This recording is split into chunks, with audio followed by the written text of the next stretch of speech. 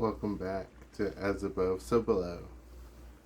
Thought I'd reveal some more eccentricities this week. I'm Alexio. I did a posting of this video. Today is Dia de los Muertos, the day after Halloween, or the Day of the Dead, as we call it in English. It's been exactly a year since the passing of my grandmother, so it seemed like a good time to talk about grief. But I've also recently, started my very first podcast, and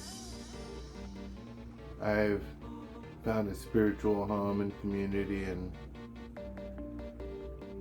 it seems like a good time for gratitude. I feel like they go hand in hand, as October 31st, the end of October, beginning of November, is also harvest. It's a time of death and rebirth. It's a time of gratitude, but it's also a time where things go into their slumber phases. Things pass away. It gets cold. It's time to prepare for the winter. I think grief and gratitude are really two sides of the same coin. When I look back on my own experiences, the times I've been most grateful in life were the times where I've had the least. And the times where I've had the most, it seems that I took things for granted and I didn't show as much gratitude. The time I felt the most grateful in my life, I was actually near homeless. I made just enough money to pay for the room I was staying in at the time, and I was a security guard, and my ex-girlfriend at that time, she had burned all my clothes except my security guard uniform, so I was a dirty security guard all day, every day for a few months until I was able to get back on my feet, and I wasn't able to afford food at that time, and I was digging through the trash. That was kind of like became my routine at that time. A lot of people have been there. I don't feel horrible saying it. And one day I was doing this, and I found a bag of freshly, I don't know what happened, but there's a bag of freshly cooked sausage, egg, and cheese biscuits, 10 of them. I couldn't even eat what I found, and I was just so grateful because I couldn't go out and get a meal that good if I wanted to. It was like the universe provided that for me at a time where I was basically depending on the universe completely for whatever my next meal would be. And when I look back at my past relationship, I really look at that as one of the most bountiful times in my life.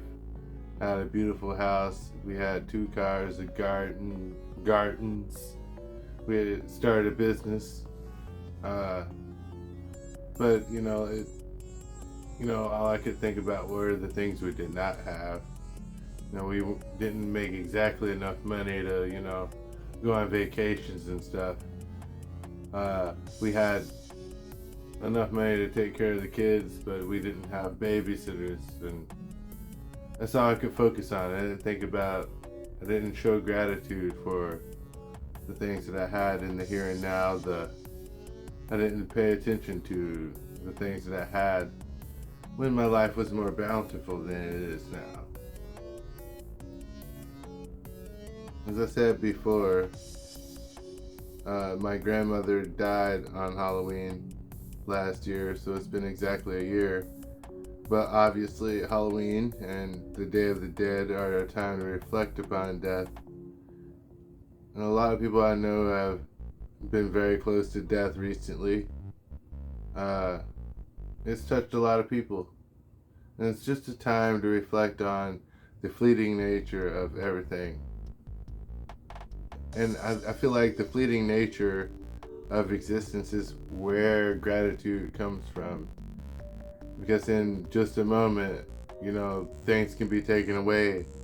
We just dealt with these hurricanes that kind of remind us of Katrina, how quickly the earth can change your life tragically, like it makes you realize that in just a ways, like even when you are like not going through the best circumstances, you're still blessed just to have food and light and a place to live, and at any time the earth can destroy everything you have, and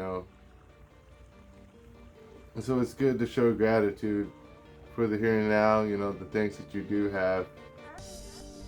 One of the things that inspired this podcast, in fact, was I saw this video of Mr. Rogers accepting this award, and the amount of people he thanked, it really touched me. It made me realize that you really can't do this on your own.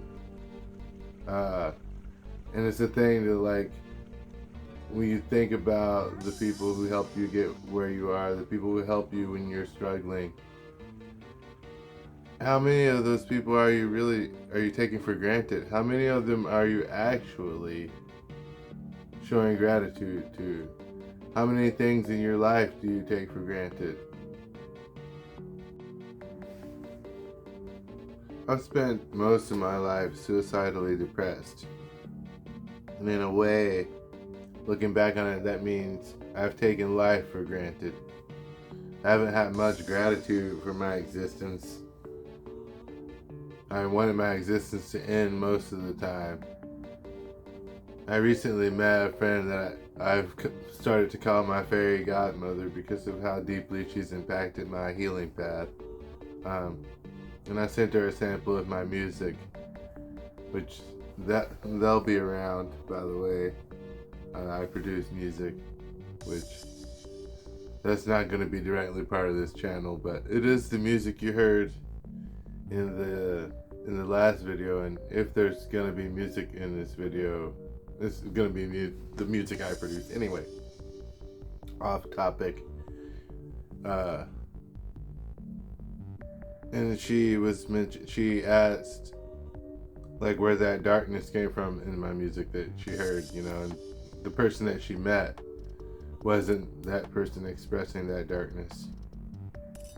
And I expressed to her that, most of my life I've not been happy.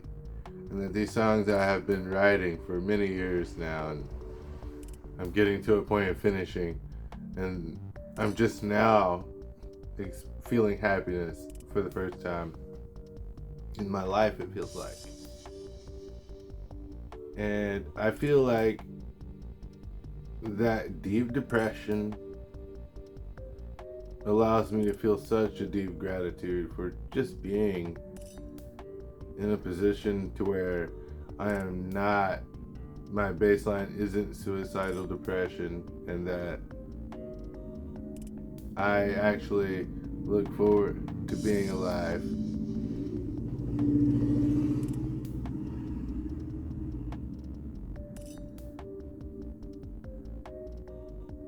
People leave stuff like that in, right? I actually look forward to being alive now, and I'm actually doing something to create something for the future.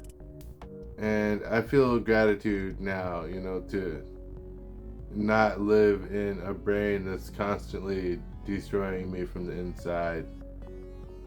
It's a difference. Even though I feel like I've lost so much in, not being able to see my children every day and being single and lonely, that is a whole thing in and of itself, and maybe a thing to talk about in a future video. But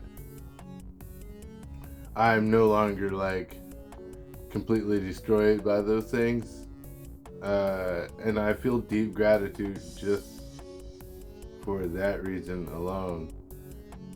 And I think that this is a really good time to reflect on the things that have passed and how they have taught me. Like my grandmother, I feel like she was so deeply a part of why I'm so deeply spiritual. She ingrained it in me from a small child. And we learn so much from our relationships. And my ex is no exception. I learned so much from her that I dedicated the last video to her, although I didn't say it in the video. Personally, she knows that. Uh, it's a thing to reflect on the things that have passed and how they have impacted us, and it's kind of like the grief and gratitude in that respect aren't the same. As I look at my past relationships, I have grief for letting them go, but I'm grateful for the ways they've impacted me today, and I still carry them with me now. You know, some of the lessons from the past.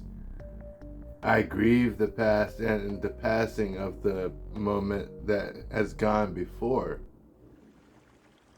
But I am grateful for how the past is impacting the present moment.